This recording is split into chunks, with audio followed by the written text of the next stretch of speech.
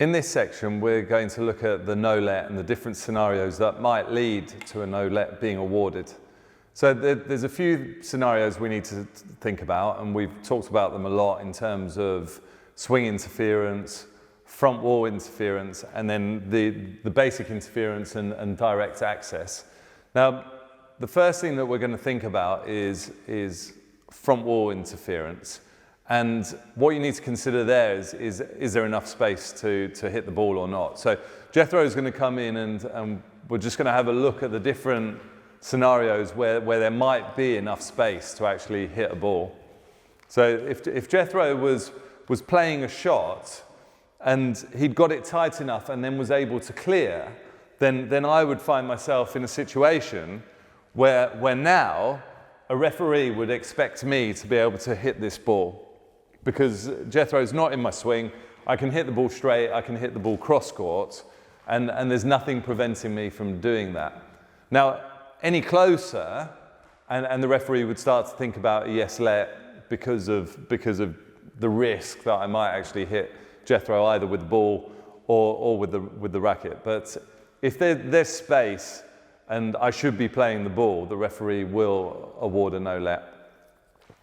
In a very similar manner with swing interference, that there's times where a player will just stop. Say, it might be the situation and the pressure of the situation where it's a bit tense. They just don't want to play the ball. They just suddenly freeze and stop, or they might misjudge where the opponent is and actually have more space than they think. So the ball, we might be in a situation where the ball is around here. Jethro is where he is there. I'm playing the ball here. I don't know where Jethro is. I sort of feel that he's close to me. But, you know, it's obvious when you're looking at the camera that Jethro is a million miles away from me. The ball is here. I can pirouette and I won't hit Jethro. So I should really be hitting this ball. In that situation, a referee will give me a no-let. Any closer, Jethro coming a bit closer or the ball a bit closer to us, all of a sudden it brings yes-let or stroke into play if it does get closer. So those are situations where a no-let would be awarded for me in a swing interference sense. Now, in terms of access to a ball and interference, with interference, if I can get through and there's no interference whatsoever, so Jethro's just played a drop shot, the ball lands, say we put the ball into a situation where it comes to around here, and Jethro plays his drop shot and clears it well.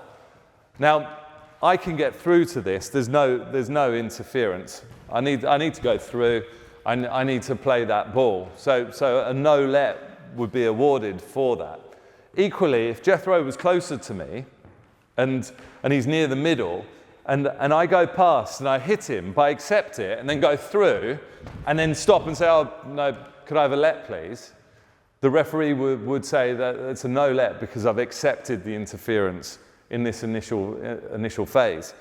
Now, another situation where I might be going through, if I bumped Jethro and only skimmed him, but I've gone through and I'm here, and I asked for a let, the referee would then give a no-let for minimal interference because they would judge that the interference wasn't enough to distract me or put me off my shot.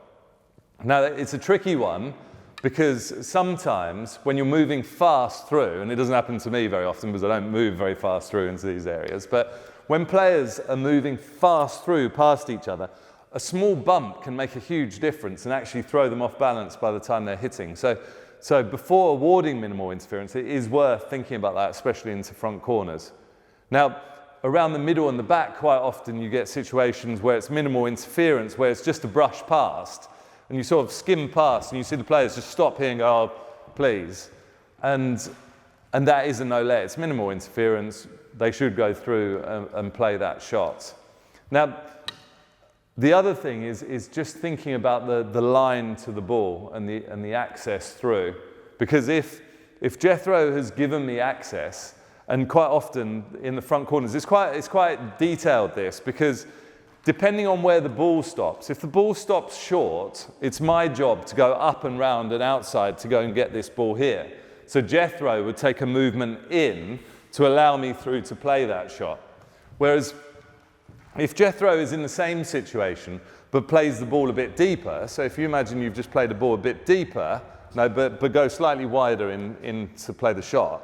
Now the ball's coming deeper back here, all of a sudden my line becomes in this way, and Jethro would give clearance that way. So if Jethro is moving out of the way well, depending on where his shot is, he would be providing me access either side of him, which means that if I went straight for him and went for the player, not the ball, the referee would also award a no-let. It's very difficult, and you need a good trained eye, I think. You need to practice this and understand the situations to work out, is the non-striker who's just played, who's moving out, are they giving access? Are they moving the correct way depending on where the ball is? And then equally, me as a striker coming in to play the shot, am I going the right way round to go and get the ball? And if I am going the right way round and my opponent has cleared the correct way, the odds are I should probably be going through and getting that ball and playing it. And if I don't, then that's where no-lets are awarded. The only other situation where you get the no-lets is when winning shots have been hit. So I'm playing Jethro. Jethro rolls the ball out the nick, or he hits a ball that the referee doesn't feel that I can retrieve or make a good return on, then a no-let will be awarded against me. And that can also mean if Jethro's in my way. So if my opponent's in my way, but it's deemed as being a winning shot, and I can't get it because it's in the nick or it's down there or I've misread it, that will be given as a no-let. So quite complex no-lets. I think it's a debate that will simmer on forever because there are always discussion points around no-lets, but it is a fascinating topic.